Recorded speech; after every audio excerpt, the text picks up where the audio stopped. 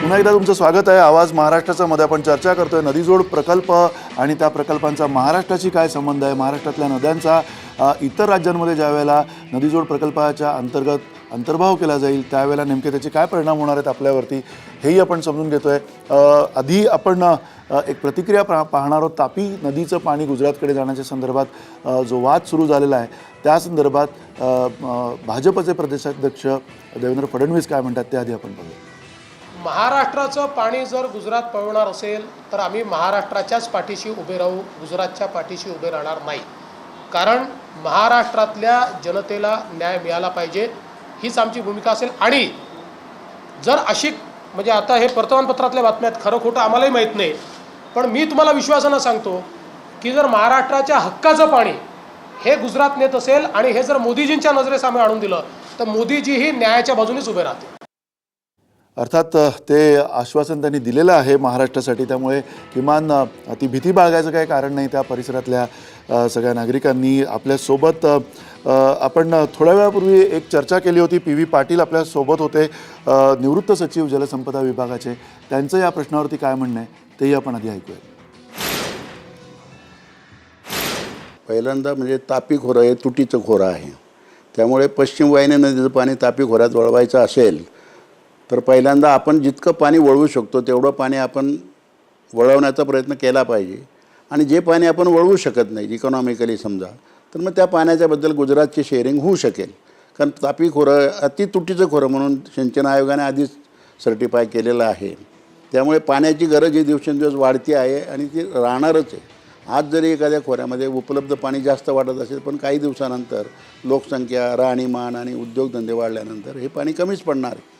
त्यामुळे सरप्लस कशाला म्हणायचं हा पहिल्याचा मुद्दा आहे। आणि त्यातल्या त्यात जे इकॉनॉमिकली आपण वळवू शकू त्याच पाण्याचा वापर आपल्याला करता येणं शक्य आहे। पश्चिम वाहिनी नदीमध्ये सरप्लस पाणी आहे। नार, पार, पिंजाळ या ज्या नद्या आहेत या पश्चिमेकडे वाहून समुद्राला मिळतात, तर त्या नद्यांमध्ये पाणी सरप्लस त्याचं कारण असं की त्या डोंगराळ भागातनं वाहतात। त्या ठिकाणी शेतीचा व्यवसाय एवढ्या मोठ्या प्रमाणावर नाही आणि खूप पाऊस पडत असल्यामुळे त्या ठिकाणी दर हेक्टरी उपलब्ध असलेलं पाणी इतर खोऱ्याची तुलना करता जास्त आहे। म्हणून आज जर विचार केला तर ते पाणी आपल्याला वळवणं शक्य आहे। पण ते तापी खोऱ्यामध्ये जो इकडचा भाग आहे तापी खोऱ्याचा नाशिक जिल्ह्यातला त्या भागामध्ये अति तुटीचं खोरं असल्यामुळे पाण्याची कमतरता कायमस्वरूपीच भासते। त्यामुळे ते जास्तीत जास्त पाणी इकॉनॉमिकली कसं वळवता येईल हा शासनाने विचार करून जास्तीत जास्त पाणी वळवल्यानंतर जे काही पाणी आपण वळवू शकणार नाही त्या पाण्याबद्दल गुजरातचे शेअरिंग करायला हरकत नाही।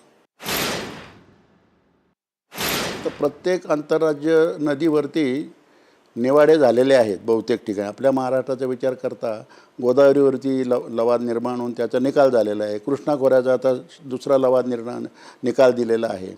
तापी खोऱ्याच्या बाबतीत तांत्रिक समिती मोरारजी देसाईंनी त्यावेळेला नेमली होती, त्याचा रिपोर्ट 58 साली आलेला आहे।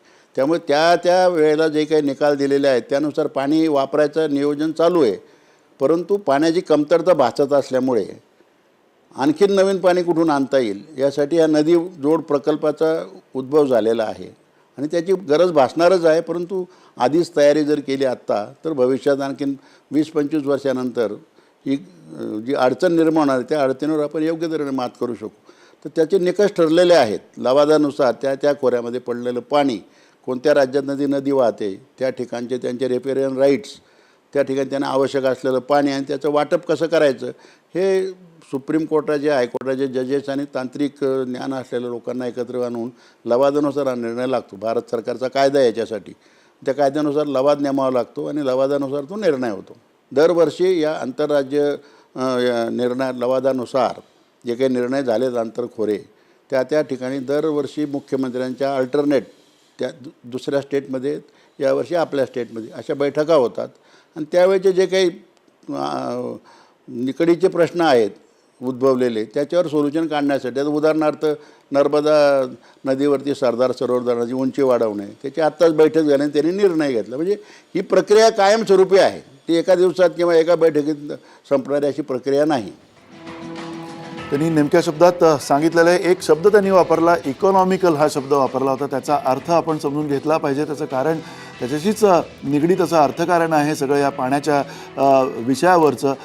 प्रदीप पुरंदरे आपल्यासोबत आहेत, पाशा पटेल आपल्यासोबत फोनवर आहेत, भाजपचे नेते, उदय गायकवाड जलतज्ञ आपल्यासोबत आहेत आणि अनिल पाटील आपल्यासोबत आहेत जलतज्ञ. सगळ्यांशी आपण चर्चा करणार आहोत. पहिल्यांदा मला पुन्हा एकदा पाशा पटेल तुम्हाला विचारायचं आहे. पाशा पटेल पुन्हा एकदा आपल्यासोबत आत्ता नाही आहेत फोनवरती, पुन्हा त्यांच्याशी आपण संपर्क करूया. प्रदीप पुरंदरे, हा जो इकॉनॉमिकल शब्द त्यांनी वापरला, व्यवहार्यता या सगळ्या प्रकल्पांची, अवाढव्य असे प्रकल्प आहेत, या अवाढव्य प्रकल्पांची पूर्तता व्हायला काही वर्ष जातील आणि त्याबरोबरीनं ही जी व्यवहार्यता आहे या सगळ्या प्रकल्पांची, त्याच्या तुलनेत आत्ता जे हाती घेतलेले आणि अपूर्ण प्रकल्प आहेत त्यांचा व्यवहार पूर्ण होणं, त्यांचा जो एकूण परिणाम आहे तो पूर्णपणे साधला जाणं, या संदर्भातलं धोरण, आपल्याकडे धोरण निश्चिती कशी होऊ शकेल? आपण म्हणलात ते बरोबर आहे. आपण जे प्रकल्प ऑलरेडी हाती घेतलेले आहेत आणि जे अपूर्ण आहेत ते ताबडतोबीनं पूर्ण करणं महत्त्वाचं आहे.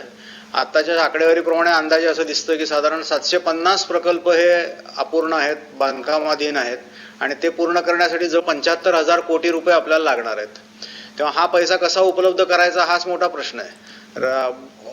वॉटर रिसोर्सेस डिपार्टमेंटचं जे बजेट आहे वार्षिक ते 7-8 हजार कोटीचं असतं. त्या बजेटमध्ये हे सगळं कसं होणार आहे हा मुद्दा आहे. आणि हे होत नसताना, आहे ते प्रकल्प पूर्ण होत नसताना, दुष्काळी भाग आणि अनुशेषग्रस्त भागामधला न्याय मिळत नसताना अजून नवीन प्रकल्प हाती घ्यायचे हे धोकादायक आहे. हे करू नये असं वाटतं. हा एक मुद्दा आहे.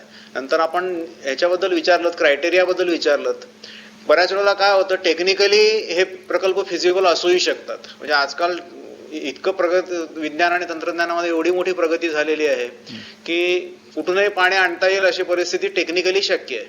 परंतु केवळ टेक्निकल फिजिबिलिटी बघितली जात नाही, सोशो इकॉनॉमिक फिजिबिलिटी बघितली जाते, राजकीय फिजिबिलिटी बघितली जाते. आणि मग ह्या सगळ्या फिजिबिलिटीचा विचार केला तर ते प्रकल्प हे परवडणारे ठरत नाहीत.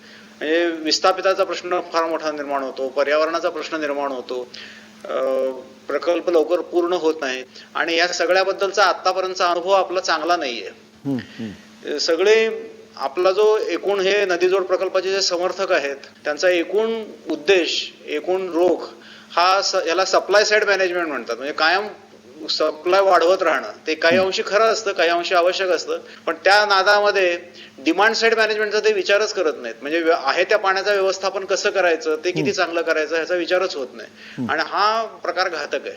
म्हणजे उधळ्या बाळाला चांगली सवय लावायची ऐवजी त्याच्या हातात कोरचेक देण्यासारखं आहे. तेव्हा आपले इथले जे पाणी प्रश्न आहेत, समन्वयाचे वाटप आहे ते पहिल्यांदा व्हायला पाहिजे. पाण्याचा वापर चांगला व्हायला पाहिजे आणि तो झाल्यानंतर मग समाज जर प्रगल्भ झाला, पाणी लांबवरनं आणणं म्हणजे ते महाग होतं, त्याचे पैसे द्यावे लागतील, त्याच्यासाठी खर्च करावा लागेल. आज आपल्याकडे ऊर्जा लागेल त्यासाठी. हे कुठे आहे सगळं आपल्याकडे? एवढं मोठं भारनियमन चाललेलं आहे. तेव्हा ऊर्जा स्वस्त होणं, ऊर्जेची उपलब्धता वाढणं, पाणी आपल्याला महागात विकत घ्यावं लागेल याची जाणीव समाजाला निर्माण होणं, या सगळ्या अवस्थेला आपण आज आलेलो नाहीयेत. आपला सर्वसामान्य शेतकऱ्याला हे पाणी परवडणार नाहीये. तेव्हा त्याची पर्चेसिंग कॅपॅसिटी फार कमी आहे. तेव्हा या सगळ्या गोष्टीचा एकत्रित विचार केला तर नदीजोड प्रकल्प ही घाई होती असं मला आवर्जून सांगावं असं वाटतं. नक्की. म्हणजे तुमच्यासारखे तज्ज्ञ हे म्हणतात की नदीजोड प्रकल्प ही घाई होते.